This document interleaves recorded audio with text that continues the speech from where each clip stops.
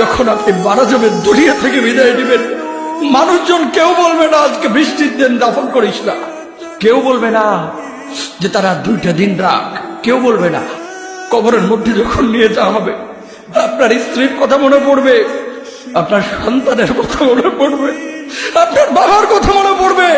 সবচাইতে বেশি কষ্ট আপনাকে যে জিনিসটা দেবে, কি নিয়ে কবরে ঢুকলাম, কেন সুদ খাইছিলাম, কেন ঘুষ খাইছিলাম, কেন কবরের জিন্দেগির জন্য প্রিপারেশন নেই নাই। দুনিয়ার জিন্দেগিতে একটা মামলায় ফেসে গেলে সুপ্রিম কোর্টে যাওয়া যায়, উচ্চ আদালতে যাওয়া যায়। আখিরাতের জিন্দেগিতে কোনো মামলায় ফেসে গেলে পালাবার কোনো আর পথ নাই। চলে যেতে হবে। দালান ঘর, বাড়ি ঘর, টাকা পয়সার জন্য পাগল হয়ে থাকি আমরা, কিন্তু এটা আমার আসল ঘর নয়। যেই গোসলখানাটারে আমি এত সুন্দর করে টাইলস করে ইটালিয়ান ফিটিংস দিয়ে বানালাম, আমার জীবনের শেষ গোসলটা কি ওই গোসলখানায় হবে?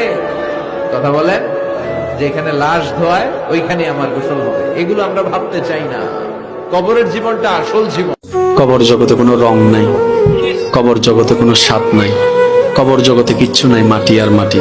হ্যাঁ, যদি আপনি মালিককে খুশি করে যেতে পারেন, অন্ধকারটাও আলোকিত হয়ে যাবে। কষ্ট করার সময়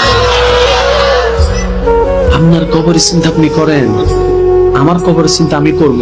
আপনি আমাকে বেশি থেকে বেশি উৎসাহ দিতে পারবেন, ভাইয়া কবরটা সাজাইলা, সারা জীবন শান্তিতে থাকতে পারবেন। এটা হচ্ছে মুসলমানের নিয়ম। বলেন, কবর প্রতিদিন ডাক দিয়ে বলে আনা বাইতু দুধ। প্রত্যেকের কবর প্রত্যেককে ডেকে বলে, ও আল্লাহর বান্দা, জানো আমি পোকামাকড়ের ঘর, পোকামাকড়ের ঘর।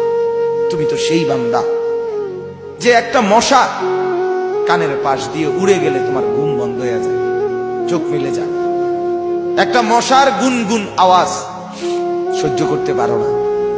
একবার কয়েল, একবার অ্যারোসোল, একবার মশারি, এরপরও তুমি চাও যে একটা মশাও যেন আমার কানের কাছে গুনগুন না করে।